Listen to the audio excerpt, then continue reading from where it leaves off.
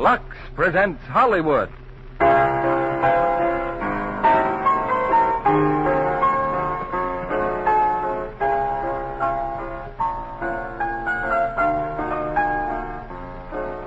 The Lux Radio Theater brings you Don Amici and June Dupre in Alexander Graham Bell.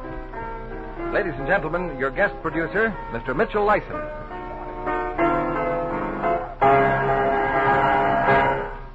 Greetings from Hollywood, ladies and gentlemen. Since last Monday night, our country has shared in the great victory in Europe. Yesterday, in keeping with President Truman's wishes, America offered up its thanks to Almighty God for this great step toward universal peace. And now, through work and prayer, we are dedicating ourselves, each in his own allotted task, wherever we may be, to a victorious prosecution of the war with Japan, so that complete peace may come soon. In the past few days especially, the telephone wires of the world have performed a momentous service in distributing the news. At the San Francisco conference, an international exchange is handling over a dozen switchboards, 12 to 15,000 calls a day in 45 languages, which gives you some idea of the posthumous role that Alexander Graham Bell is playing in the world today. Our play tonight from the 20th Century Fox screen epic is the life of Alexander Graham Bell, with Don Amici in the title role that he made famous on the screen. With Don Amici is the lovely and appealing June Dupre, as the fiancée and wife who helped the impetuous young inventor through those early years of trial and triumph, failure and success.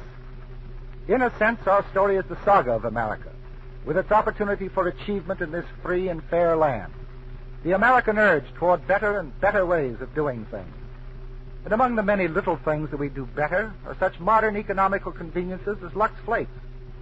Indeed, it is your recognition of this fact and your continued use of Lux Flakes for your dishes and washables that raises this curtain every Monday night and that presents this evening Alexander Graham Bell with Don Amici in the title role and June Dupre as Mabel Hubbard. Our curtain rises on the first act.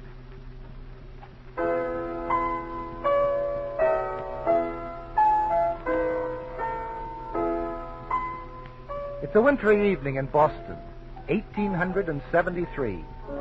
On the top floor of a Newton Street boarding house, a little boy, deaf and dumb, is lying in bed. He is George Sanders. Though he can't speak, his eyes shine and he smiles broadly, for he's having visitors. His father and two other men. There now, Mr. Sanders. George will be wide awake in just a minute. Thank you, nurse. Oh, my boy, you're glad to see me, aren't you? Didn't you think I was coming tonight? I come to see you every day. How old is the boy, Mr. Bell? He's 8, Mr. Hubbard. He's been living here several weeks. That way I can work with him much more closely. He's never spoken a word? No, sir, never. He was born a deaf mute. I came here tonight with Mr. Sanders because of what he's told me about you. About your being able to speak to his boy. I do it by means of this glove. Glove? Yes. You see, it has all the letters of the alphabet on it. I'll show you what I mean. George and I are going to talk, Mr. Sanders. It's amazing, Hubbard. Amazing. Now, I'll just turn his head toward me. Look at that smile. Now, I'll spell out something with the letters on the glove. He's shaking my hand. Yes, that's what I asked him to do. Now, something else. He's nodding his head, yes. I asked him if I should tell Mr. Hubbard about our glove. Well, I began by teaching George how to spell simple words like C-A-T and then showing him the cat. Now, by touching the letters on the glove, I can talk to George almost as rapidly as I can talk to you. But I understood you were teaching him to actually speak. Oh, watch this.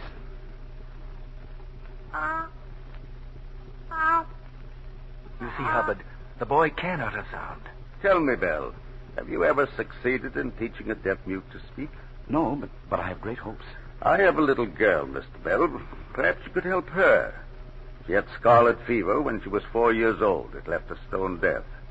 She's learned to read lips perfectly, Well, I'm but... sorry, sir, but when I'm not working with George, I spend all my time on my multiple telegraph. Multiple telegraph. If it ever works, I'll be able to send 50 messages at one time over one wire. Get him interested, Alec, and your financial worries are over. Well, I'd be delighted to explain it to you, Mr. Hubbard. My rooms are just across the hall. I'm afraid I'm more interested in your work with the deaf.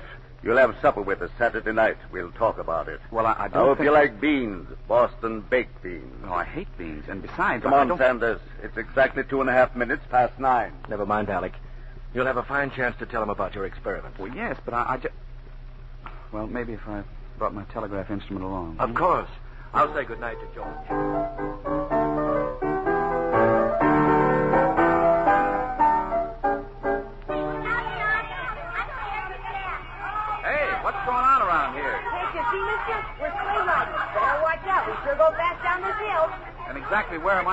sidewalk? Gosh, I don't know, mister. Can you tell me which is Mr. Hubbard's house? Down in the next block. Hey, watch out. Hey, look out. Gangway. What, Look out. you mean... Hey! Look out. But I can't! Oh, I'm very sorry, but I shouted. Yes, I'm perfectly aware you shouted. You were all 10 feet away going 40 miles an hour, and you were thoughtful enough to shout at me. Thank you. Oh, dear. The snow got down your neck? Yes, that's a logical result of diving headfirst into a snowbank. Are you hurt? Oh, no. Do you realize what you might have done? This box, you might have ruined the most important piece of electrical equipment in the city of Boston. Did I? Oh, no, I don't think so. Oh. The sidewalk is no place for sleds. Little children don't understand that, but it seems to me that a young lady, a grown young lady, would have more... What did you say? Would you mind speaking a little more distinctly? Madam, I come from a long line of elocution teachers. My father wrote books on the subject. I think I know when I'm speaking distinctly. Good evening. I'm sorry, but you see, Good evening.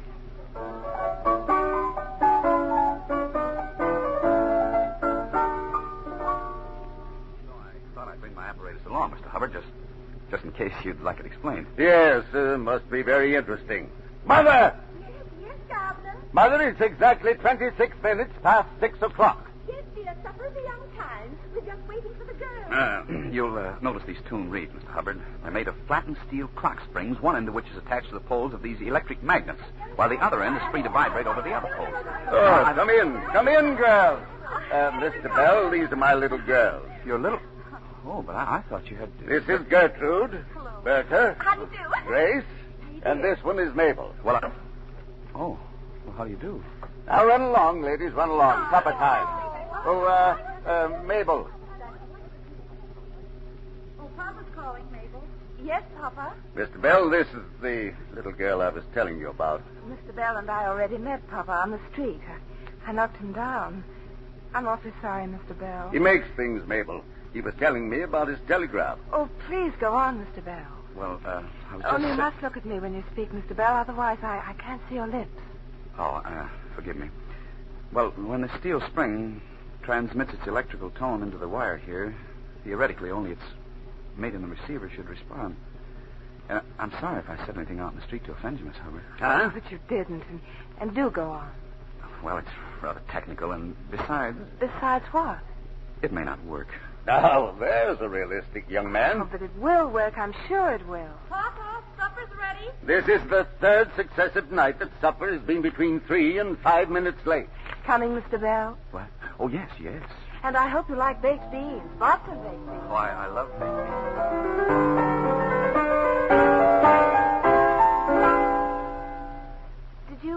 Did you say something, Gertrude? I said you've brushed your hair enough. Now hurry up and come to bed. I'm coming.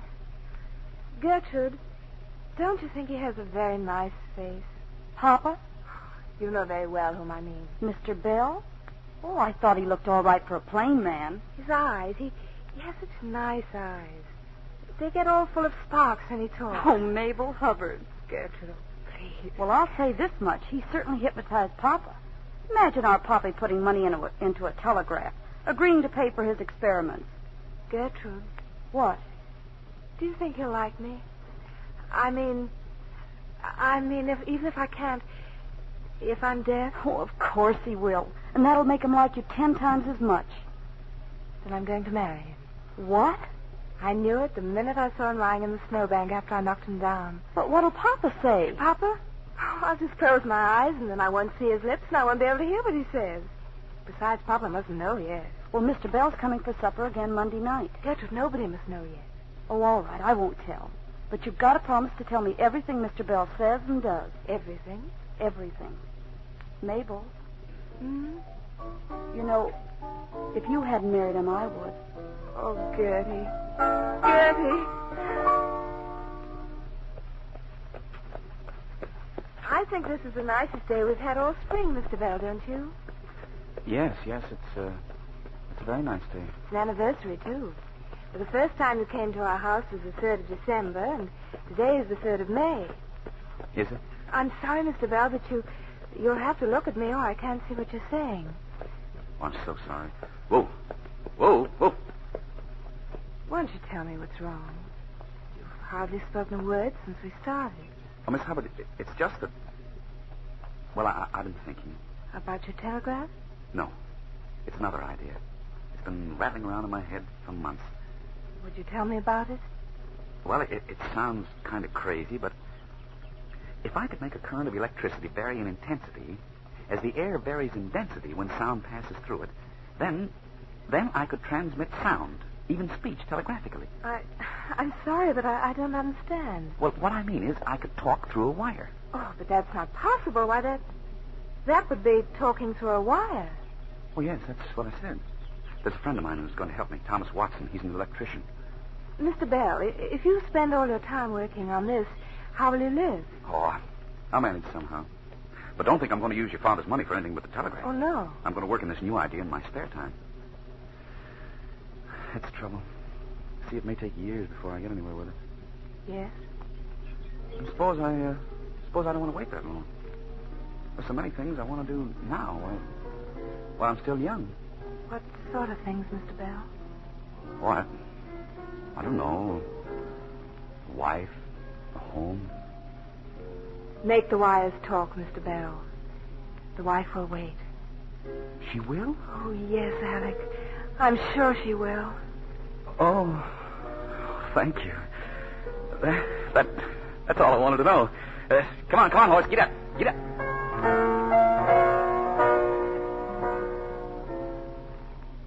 Well, where have you been, Mabel? It's after supper time. For the most glorious ride in the world.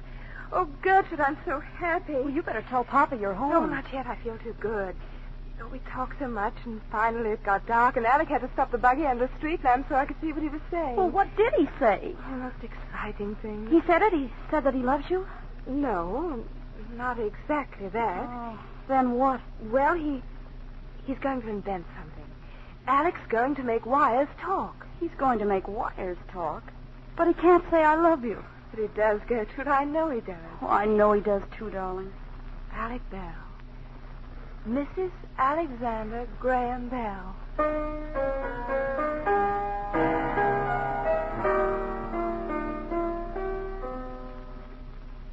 Let's try it again, Tom. Are those wires stretched out? Yep. Far as they'll go. Well, you stay on that side of the room with the transmitter. Start vibrating the spring. Honestly, I'm no genius, Alec. I'm just a plain, ordinary fella. I didn't go to bed at all last night. I like to sleep.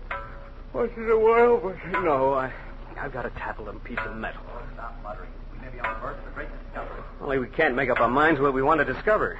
Multiple telegraph or how to talk through a wire. Tom, come here. See these brass springs? I can only find 4. Oh? They're just enough money for 5, 25 cents each. Where's that other one? I ate it, Alec. You did what? I didn't mean to. I was just walking along the street, and then I saw that food in the window. I tried not to go in, but I just couldn't stand it. You ate one of my springs. You took our last 25 cents to fill your miserable little stomach. Go on, get back the transmitter. Yes, I did. I'm through stock. I'll go after the Indian territory. I live on Buffalo State. All right, go.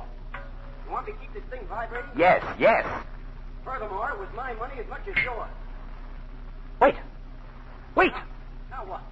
Don't touch a thing. I didn't do it. What did you just do? The string stopped vibrating, and I just plucked it. It was like a note of music. And it came through this wire. Well, this contract. The screw got stuck, and I just snapped it. You just... While the circuit was unbroken? I suppose so. Then that strip of magnetized steel was generating its own current. Do it again. Wait, no, wait a minute. All right, now. Do it now. It works. I heard it again. Tom, we found it. What we've been looking for, an undulating current. For the first time in history, we've sent sound through a wire. First time, nothing. What you should say is that this is the first time the right men have heard it and knew what it meant. Oh, what does it matter? We started to work on the telegraph, and now we're on the trail of the telephone. Telephone? What's that? It's an apparatus for transmitting the voice. It means sound from afar. Here, take this receiver. Alec, where are you going? Going, well, I'm going to tell Mabel, of course. Telephone.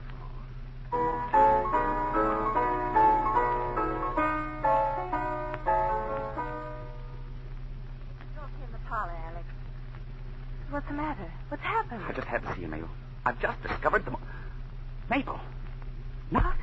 Will you marry me? Yes, Alex. Oh, you will? Of course.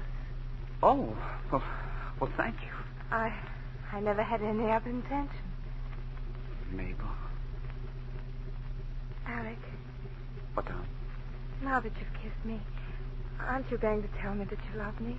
Oh, please, I want to hear you say it. I love you, darling. It's It's so dark in here I can hardly see. Here. Now say it. I love you. Oh, don't move, Alec. Don't even breathe. I want to remember this moment all my life, just as it is. And so do I. I want to... Oh. What is it? Oh, I forgot to tell you. The telephone. I've got it, Mabel. I found a way to talk through a wire. Alec. That's why I could ask you to marry me. Oh, I got to go tell your father. Where is he? No, Alec, no. He's in the library reading. Maybe you'd better wait. Oh, no, not me. I'll handle him, darling. You just watch. Oh, Mr. Bell.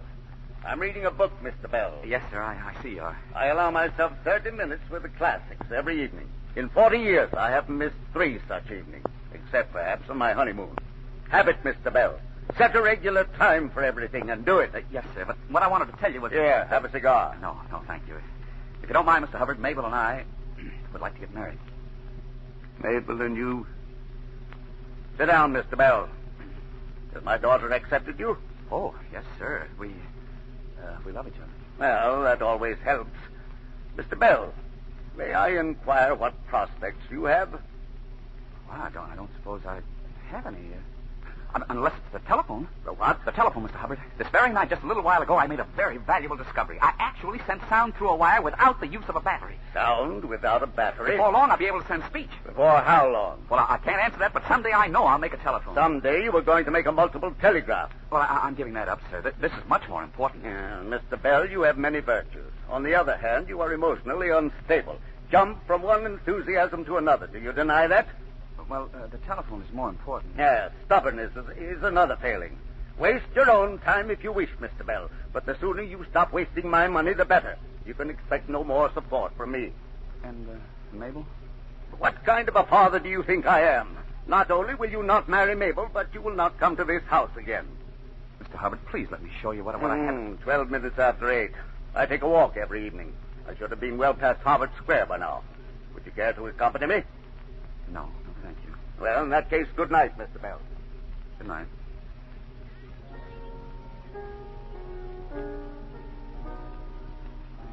Well, Alec? He doesn't even want me to see you, darling. Alec. Prospects. I haven't got any prospects. Don't stop your work, darling. Don't stop it for anything or anybody. But don't you see, Mabel, he's right. Your father's right. I said once that a wife would wait, Alec. She still will.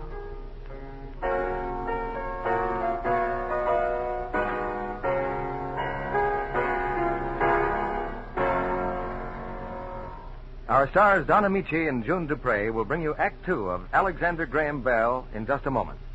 Now, Barbara is just starting to wash some stockings when... Oh, darn. The minute my hands are wet.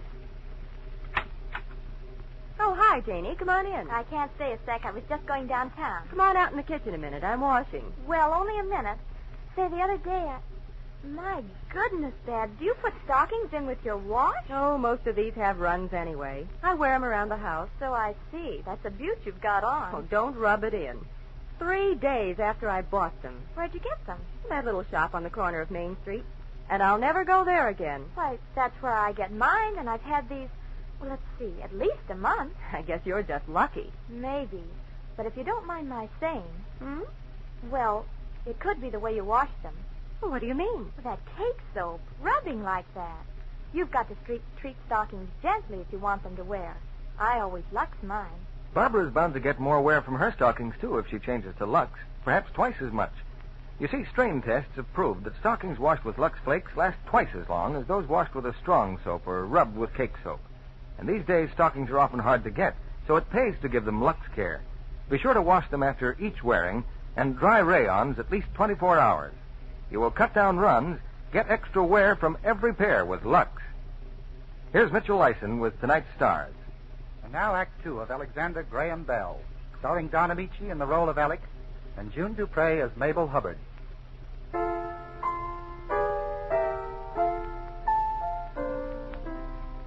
The passing weeks saw Alexander Bell give to his work everything that a young man has to give.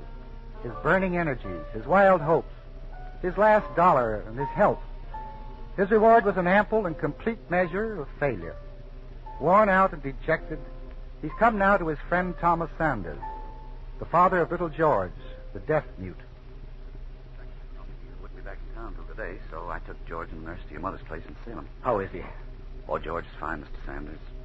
But I guess it's better if he lives somewhere else than with me. I simply don't understand it, Alec. Well, I've just explained it all. But what could you do to be thrown out of your boarding house? It's what I didn't do.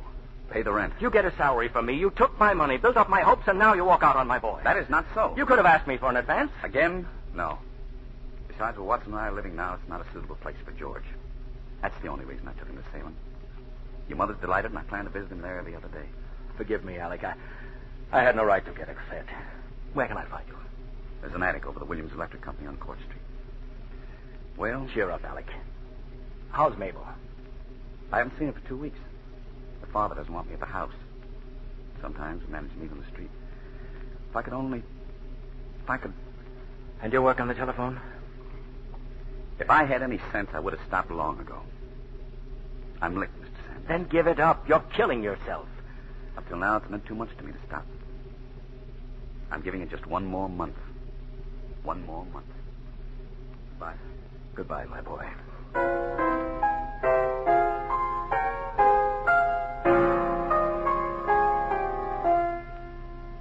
But you can't quit, Alec. You can't. I said I'd give it one more month. Watson and I have. I've worked just as hard as I know how. Now I'm through, and I don't want to hear any more about it. Well, what are we going to do? I saw your old boss. You can get your old job back anytime. And you?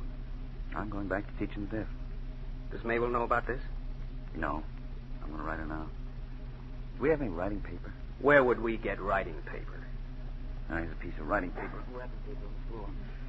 I'll write to her on that. What's the date? June 11th. Alec, listen to me. Will you please keep quiet? I'm trying to write a letter. Come in. Mabel. I can't stay long, Alec. Mother's waiting for me downstairs. Does your father... Papa doesn't know I came, and Mother won't tell him if I keep my word and stay only for a minute. Your letter just came. Mabel, Alec, you can't give up the telephone. It would be criminal. Oh, maybe, but my mind's made up. You think if we love each other, that should be enough? Well, it is for me, darling. Well, it isn't for me, Alec. If you give up your telephone, I promise you, I'll never marry you. I mean it. Yes, I think you do. It's up to you, Alec. Mabel, I'll never fail you again. Never. Thank you, Alec. Oh, my darling.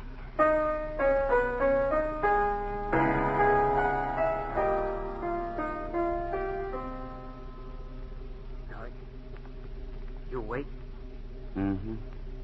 What are you thinking about? Mabel. Me too. Wouldn't it be wonderful if we should invent the telephone and it turned out to be the very thing that could make Mabel hear? If you knew anything about sound, you'd know that can't happen. How do you know? You aren't God. I know because in the human ear, when vibrations strike against the eardrum, they cause tiny bones to oscillate. But in Mabel's case, the nerve current in back of those bones has been permanently injured. Even if sound waves cause the bones to oscillate. Cause the bones to oscillate. Oscillate? Oscillate. Undulate. Tom. I've got it. I've got it. Got what? The ear. What ear? This. Ow, let go. The ear. We're here. Come on, get up. We've got to get an ear. It may tell us just what we have to know for our receiver. Oh, you're crazy. Where are we going to get a human ear? Never mind. I can study about it. The principle of the anatomy of the ear. Only we'll use gold beater skin instead of a membrane. And a piece of metal in front of an electromagnet instead of bones. And we'll use more batteries, a lot more batteries. Well, that's going to take money, Alec. Maybe you could get another advance from Mr. Sanders. All right. No. No. We've had 3 already. And for less and less work with his little boy. No. Go on back to sleep, Tom. If I wake up in the morning with one ear Go left... to sleep. Alec, the window. Is that snow? Snow. Tom, do you realize it's almost Christmas? Almost Christmas. Christmas. Dinner.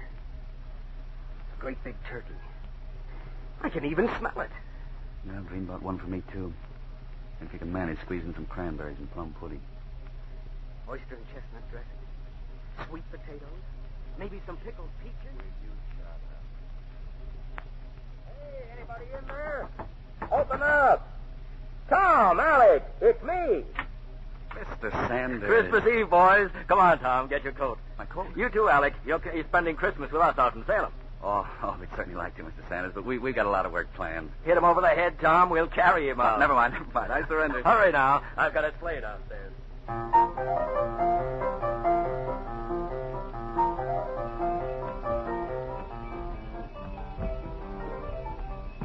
Hello, Mama. We're here. Come on in, boys. Thomas. Oh, Merry Christmas, son.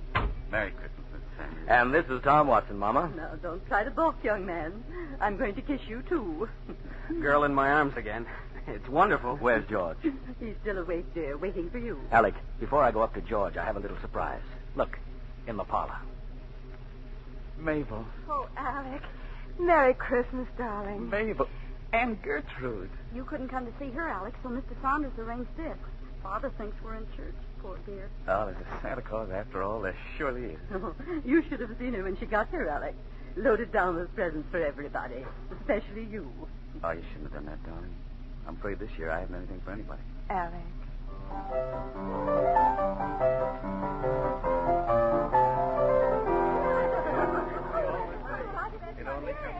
I wonder what's keeping Alec, Mr. Sanders. Oh, he said he and George had a lot of things to talk about. Is George any better? A little, my dear. But I have hopes. High hopes. So have I. Yes. Here now, Tom. Have some more cookies. Well, I don't know. Now, don't you tell me you have a bird's appetite. Yes, ma'am. A vulture's appetite. Oh, look. Look, it's Alec. Alec and George. Look who's here. Alec, you mustn't bring him in here. He'll see his presents and the tree. Oh, George and I have something that's more important. Everybody keep quiet, please. Please keep quiet. I'm going to tell George something with our alphabet glove. Alec, what is this? Quiet now. Go ahead, George. Is he warm enough? Maybe I'd better get a blanket. Listen, Mr. Sanders.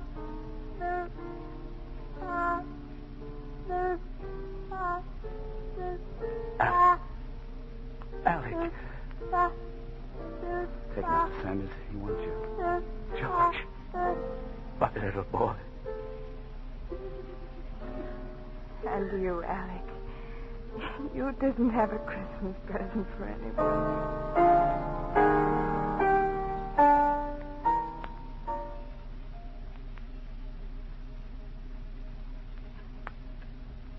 You all ready in there, Tom? Go ahead. Talking to the transmitter. All right, here I go. Ahoy, Mr. Watson. I'm speaking to you on the telephone. Thanks to Mr. Sanders, we now have all the acid and batteries we need. But can you hear me? Can you hear me? Only when you yell. Ahoy, Mr. Watson. This is Alexander Graham Bell speaking to you on March 10th, 1876. Ahoy. Nothing coming through, Alec.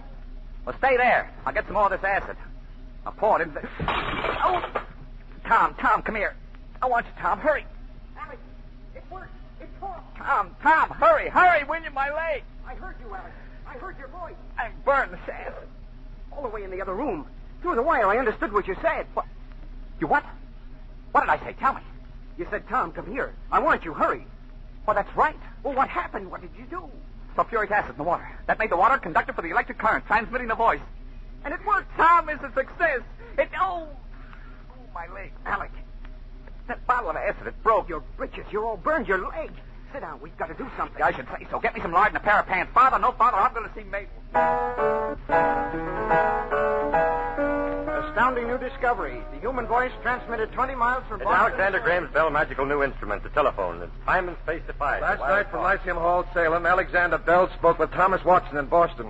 Scores of reliable witnesses testify to science's newest miracle, Bell's telephone.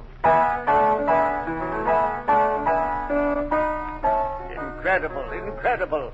Why, the newspaper says that Mr. Bell claims the human voice can be transmitted as far as wires can be stretched. And listen to this, Papa. On first hearing the telephone, the articulation may seem to be indistinct. But after a few trials, the ear finds little difficulty in understanding the words. Yes, most interesting, my dear, but it's just like Mr. Edwards says.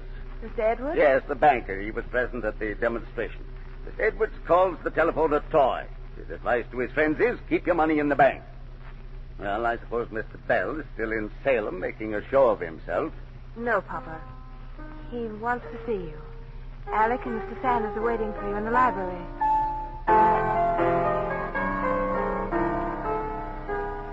Well, Mr. Sanders, Mr. Bell. I was in Salem last night, Mr. Hubbard. I saw history being made. It's the most sensational invention of the age. Talking wires. Imagine putting one of those things in your home for women and children to use. That's just what I hope to do, Mr. Hubbard. I've said nothing yet to Mr. Sanders, but since you gentlemen are my partners, I'd like you to draw up the legal papers forming the New England Bell Telephone Company. Did you say partners? You and Mr. Sanders put up the money for experiments. The experiments led to the telephone. I'd like you to share in the return. I gave you money for the telegraph, not the telephone. All I ask is that you help me incorporate. Mr. Bell, tomorrow morning, Mr. Sanders and I are going to have our heads examined just for standing here listening to such rubbish. If you don't mind, I've heard enough. Don't worry, Alec. If he doesn't have apoplexy by morning, he'll come along. Well, at least one member of the Hubbard family loves me. Excuse me, Mr. Sanders. I promised to see Mabel before. Well, come in, Papa. Oh, thank you. Mr. Bell, Yes, sir?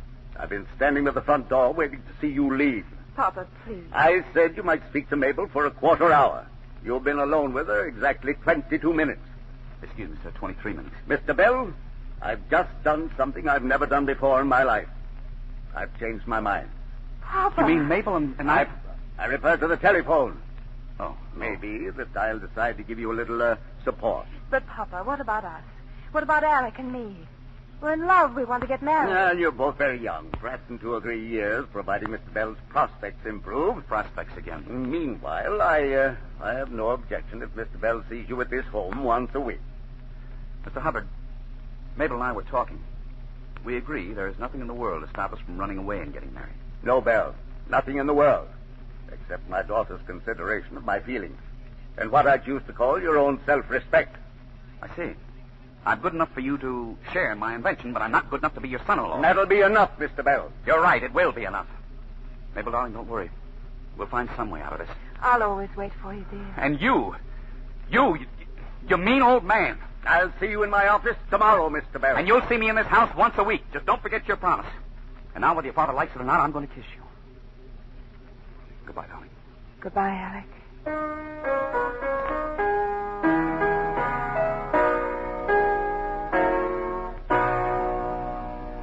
We pause now for station identification. This is CBS, the Columbia Broadcasting System.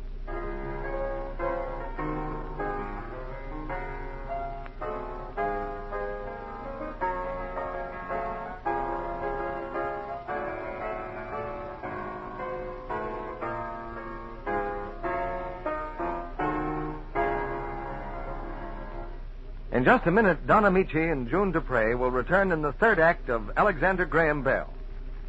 Say, Libby, I thought I'd help you out tonight and dig up some fashion tips myself. Oh, I was going to talk about the new petticoat. That's just what I was going to tell you. Let me see my notes. Oh, yes. Most petticoats are now made with a band rather than a yoke, and the full ruffles, which extended up the back to give the effect of a bustle, are not often used. Casings in which steels are run to be removed when laundered replace these ruffles. Well, that doesn't sound like my information. I was going to say that smart petticoats this spring have ruffled bottoms that match a printed blouse or waistcoat. But what's this about steels? It was written in the spring of 1888. Oh, fine advice that is. A good thing you didn't start giving washing directions from 1888. I guess those petticoats went in the laundry and got plenty of rub-a-dub-dub. Well, they didn't have Lux Flakes then. But no woman needs to risk hot water or strong soap or rough handling now. Those things make pretty undies fade and wear out, even come apart at the seams. Yes, that was proved in actual washing tests, Libby. Slips and nightgowns washed the Lux way stayed lovely looking 3 times longer than those given harsh wash day treatment. You could hardly tell the Lux ones from new. So why not play safe with pretty colors and fabrics? Use Lux Flakes for your underthings tonight and every night. Here's Mitchell Lyson returning to the microphone. Our curtain rises on Act 3 of Alexander Graham Bell. Don Amici is the young inventor, and June Dupre is Mabel Hubbard.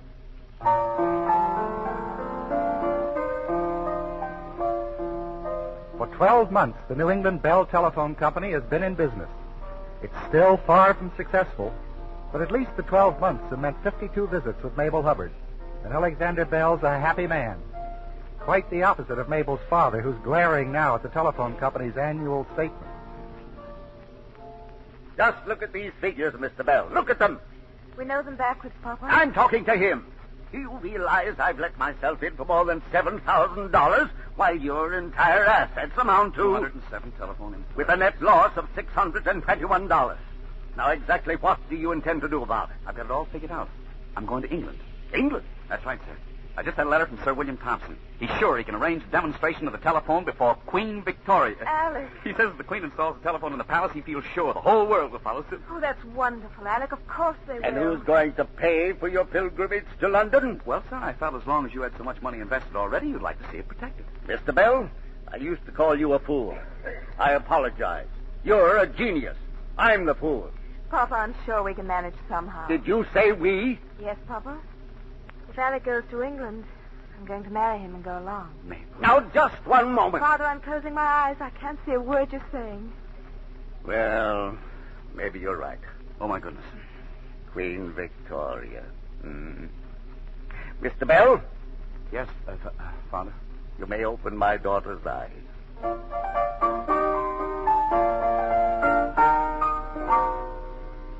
Excuse me, Alec. Tell me. Mrs. Bell, you are now looking at a man who just spent 35 minutes with the Queen of England and no further from it than that. Alec. And what is more, Mrs. Bell, I sold her 4 telephones. In a few days, the whole world will know that Queen Victoria uses my telephone. Then we can think about going home, can't we? Oh, darling. Don't you want to go to Paris?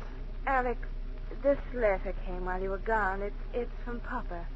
He says that unless a miracle happens, he and Mr. Sanders stand to lose everything they own. Mabel. Somebody has started another telephone company, Alec. They say their telephone is much better than yours. All their subscribers are canceling. The letter, may I see it? Here, darling. A new company called the American Speaking Telephone Company has been organized with the backing of the Western Union. Western Union? They've got millions of dollars, Alec. What can you do? Do? Why, fight them, of course.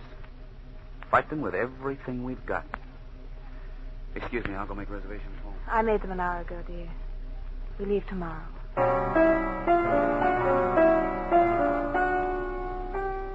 tell you, Alec, it's no use. We have no money. All right. I've heard all I need to hear. Yes, and so have I. It's painfully simple and brief, isn't it? We have no more money and we can't borrow anymore. The banks laugh at us, Alec. Then there's no point delaying it any longer.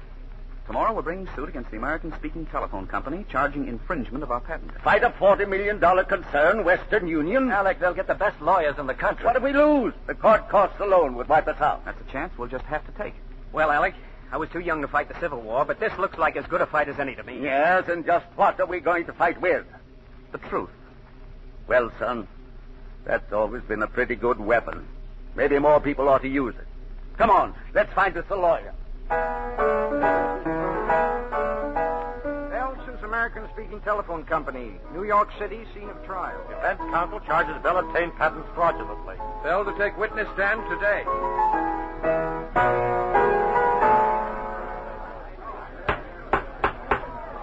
The counsel for the defense may proceed. Mr. Barrows. Your Honor, we charge that Alexander Graham Bell was not the first to invent the telephone, that the patents under which he operated were fraudulently obtained, and third, we defy Mr. Bell to prove that he was working on the undulating current feature of the telephone prior to February 14th, 1876, at which time, by strange coincidence, both Mr. Bell and one of the defendants in this case informed the Patent Office simultaneously. Now, it is not the intention of my client to burden this court with...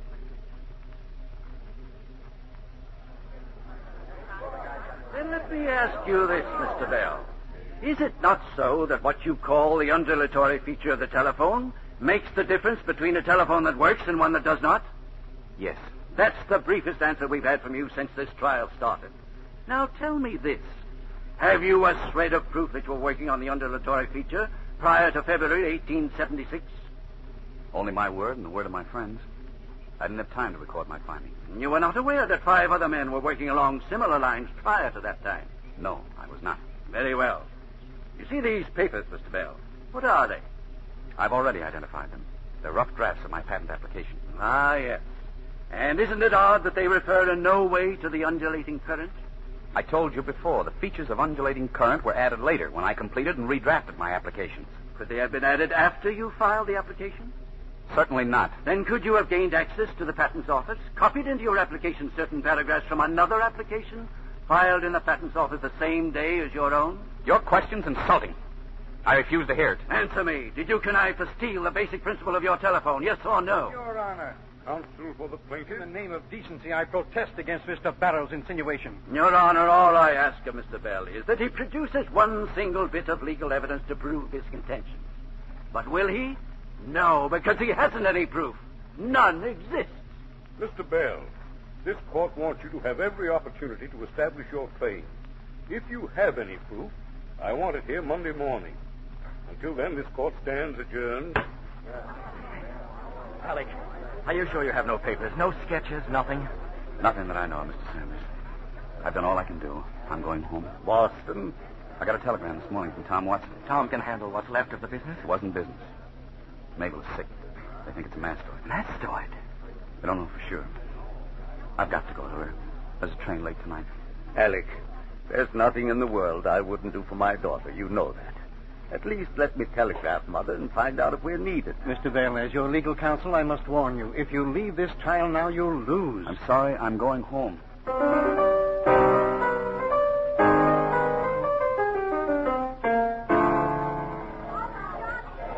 Alec, wait! Why did you come here? What's the matter? This came for you, Alec, at the hotel. Another telegram? Yes, from home. I was afraid to open it. Alec, if anything's happened... From Mabel. Oh, she's all right. Feel fine. Mastoid turned out to be minor ear infection. Mother and I are leaving immediately. Don't you dare leave the trial, love. Thank God.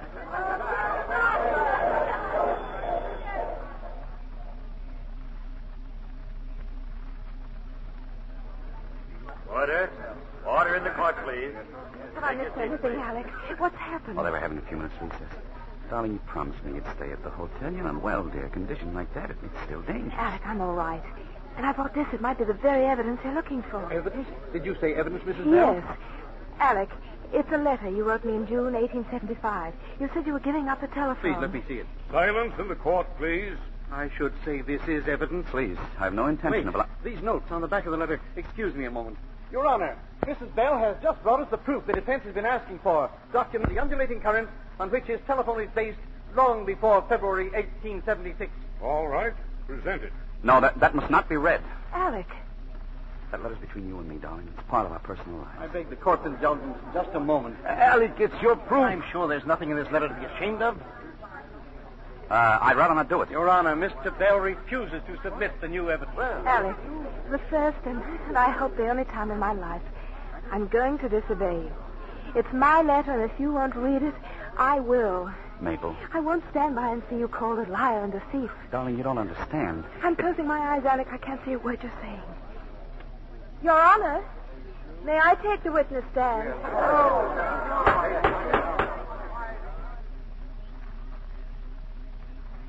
When is the letter dated, Mrs. Bell? June 11th, 1875. Will you read it, please? My dearest one, I know now that above everything in life, I want you. Without you, I am nothing. With you, I am complete. Because this is so, I've decided to give up my telephone. This is little enough to do if it means that I will have your arms about me forever, if I may call you sweetheart and wife. Go on, Mrs. Bell. The telephone will be born someday, somehow. And so far as I'm concerned, I do not care one bit who gets the glory, so long as the world gets the benefit. With all my heart, I am yours, Alec. Your Honor. Counsel for the defense. Your Honor, I dare say we have never heard a more tender expression of sentiment. But may I ask what possible bearing a love letter has on whether or not Bell invented the telephone? I can answer that. Mrs. Bell, what kind of paper is that letter written on? It's just ordinary wrapping paper. What's on the back of it? Why, it's a drawing of some apparatus Mr. Bell wanted for his telephone. What else? A stamped acceptance of the order from the Williams Electric Company. It's dated June 3rd, 1875. And this writing here, what is this? Mr. Williams wrote a note at the bottom asking Mr. Bell to stop in to verify his outline of an apparatus to generate undulating current. Thank you, Mrs. Bell. You may sit down. Your Honor, may I ask where is this Mr. Williams? Surely he's in court to substantiate his handwriting and signature. Unfortunately, he isn't. And why not? Mr. Williams died in Boston 3 weeks ago. Oh. How very fortunate, Mr. Bell. How very convenient. Coincidence upon coincidence. Your Honor. Mr. Bell? Your Honor, I have sat here and heard myself called liar, thief, fraud, cheat. I've seen my friends humiliated, my invention belittled, just as I've seen my business ruined by methods which must leave every honest man appalled. We protest this interruption, Your Honor. We're here in the interest of truth, Mr. Barrows. I don't think Mr. Bell can do that any great injury. Sit down. Continue, Mr. Bell. Against my wishes, my wife came to this courtroom a little while ago. Also against my wishes, she read a letter intended for her eyes only. I asked that the contents of that letter be ignored because I no longer wished to fight the battle of Alexander Graham Bell. The issue is much greater. Greater even than the millions involved. And there are millions involved, as the guilty cheeks of the defense indicate. Your Honor, I demand this man be declared in contempt of court. I mean to say what I have to say. The issue is simply this. Shall the lonely scientist, the man who dreams, and out of his dreams benefits the world, is he, that often half-starved, lonely little man, to be told that the world has no need of him the moment his work is done? Is he to be told that others, less gifted but stronger, men with money and power behind them, are waiting to take the product of his mind and turn it to their uses, leaving him with liar and thief branded upon him as his only reward? Do that, and you stop the clock of progress. You smother the one spark of genius that lies hidden here and there throughout the world. Do that, and the world stands still. Your Honor! I told you to sit down, Mr. Barrows. Order in this court, please. Is that all you have to say, Mr. Bell? Yes, Your Honor. This case is under advisement. The court is adjourned. Alec, come here. It's Mabel. What's the matter? Darling, what is... Mabel. All of a sudden, she collapsed. We've got to get her out of here at once. Somebody get an ambulance. An ambulance, quick. Ambulance? But there isn't one within 20 blocks of here. You've got a telephone, though, if you know how to use it. Telephone? Where? Quickly. This way. Come with me, Mr. Simon. Doesn't anyone answer, Alec? No, not yet. Ahoy. Ahoy. Keep trying. I will, but you better not wait. Get an ambulance. There must be one somewhere. Ahoy, this is Alexander Graham Bell speaking. I want an ambulance. Hurry, please, Mr. Sanders. This fool thing will never work. Ahoy. Ahoy.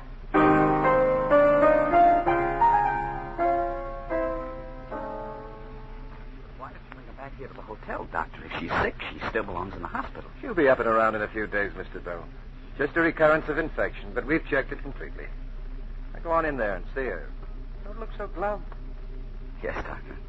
Thank you. You see, dear? I told you you didn't have to worry. We can go home the end of the week, darling. Alec, what about the trial? You haven't told me a word. What's happened? Oh, it's still under advisement, which probably means we've lost. Would you mind so terribly?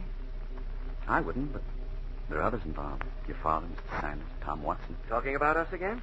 Mr. Sanders.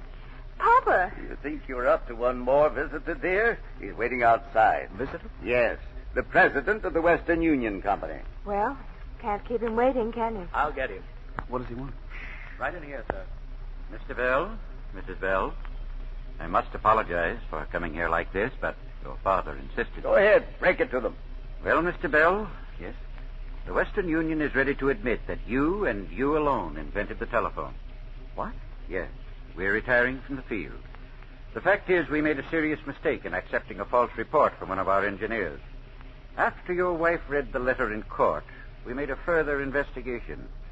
We learned that this engineer not only intended to deny your rights, but injure us as well.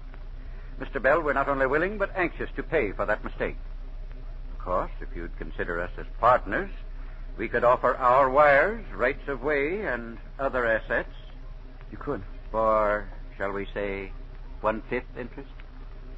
Well, I don't know what to say. I ought to warn you, you own what is probably the most valuable single patent ever issued. Well, Alec, the prospects look very inviting. I better ask my wife. Darling, you know I never interfere with your business. Well, then, I accept. Thank you, Mr. Bell. Splendid.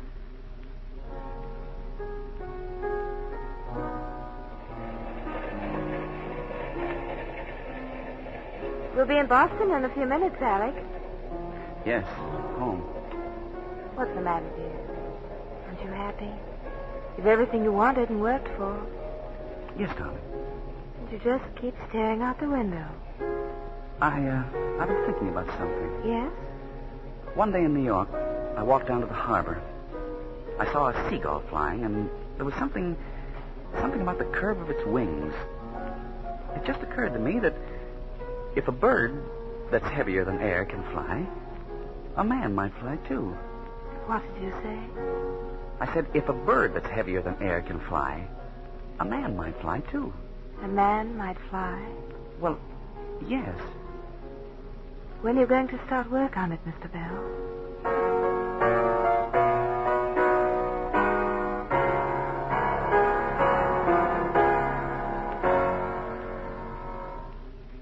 Now that we've given Alexander Graham Bell full credit for the telephone, let's give full credit for a fine performance of tonight's stars, Don Amici and June Dupre.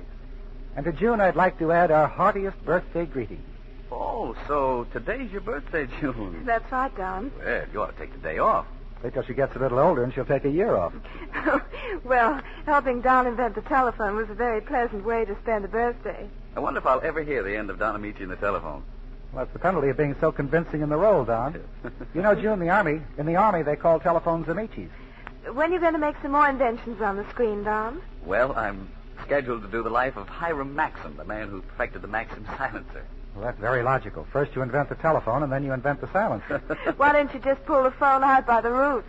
Well, this Maxim was quite a guy.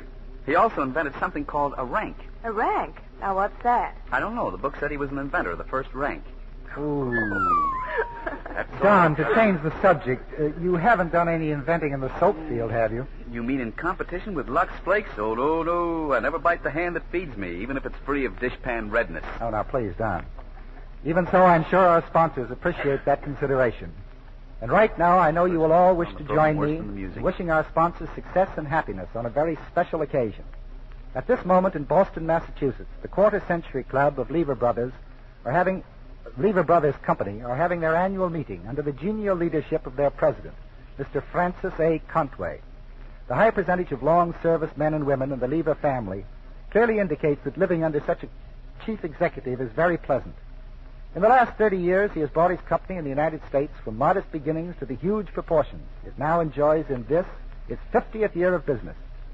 I think that many millions of our listening audience, as well as those of us here in Hollywood, owe Mr. Contway a very special debt of gratitude because of his far-sightedness and generous judgment in launching the Lux Radio Theater over 10 years ago. Certainly millions of us have received grand entertainment over the years from this great institution of the air.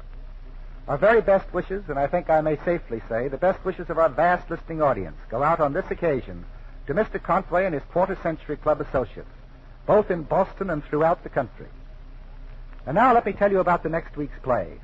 From Paramount Studios, next Monday night, we present that deeply moving drama, And Now Tomorrow. And our stars, Loretta Young and Alan Ladd.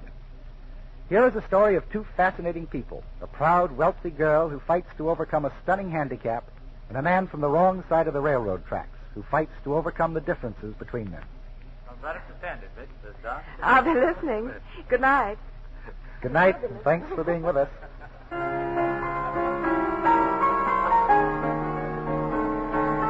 Our sponsors, the maker of Lux Flakes, join me in inviting you to be with us next Monday night when the Lux Radio Theater presents And Now Tomorrow with Alan Ladd and Loretta Young.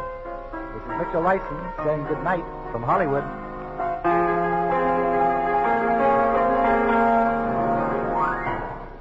With Germany defeated, many supplies will be released from the European front to strengthen our all-out war against Japan. This is not true, however, of waste fats and greases. The Japanese still control the major natural sources of these products, so essential, so effective to warfare. You must help equalize this disadvantage by saving every drop of waste fats from your kitchen. Don't let this war drag on because of such a small neglect. Save all your waste fats. Take them to your butcher regularly. In return, he'll give you 2 red meat points plus 4 cents for every pound. Alexander Graham Bell was presented through the courtesy of 20th Century Fox Studios, producers of the Technicolor feature Billy Rose's Diamond Horseshoe. Don Amici, who appeared through the courtesy of Standard Brands, will soon be seen in the Jack Skirball production for United Artists, The Guest Wife. June Dupre appears through the courtesy of RKO Pictures, producers of The Enchanted Cottage. Heard in tonight's cast were Truda Marson, Charles Seal, Francis X. Bushman, Tommy Cook, Dickie Myers, Regina Wallace, that gets me, Myrna Dell, Edwin Rand, Gwen Delano, Stanley Farrar, Herbert Litton, Paul McVeigh, Ferdinand Mounier, Boyd Davis, Griff Barnett, and Norman Field. Our music was directed by Louse Silver. This program is broadcast to our fighting forces over through cooperation with the Armed Forces Radio Service. And this is your announcer, John M. Kennedy, reminding you to tune in again next Monday night to hear And Now Tomorrow with Loretta Young and Alan Ladd.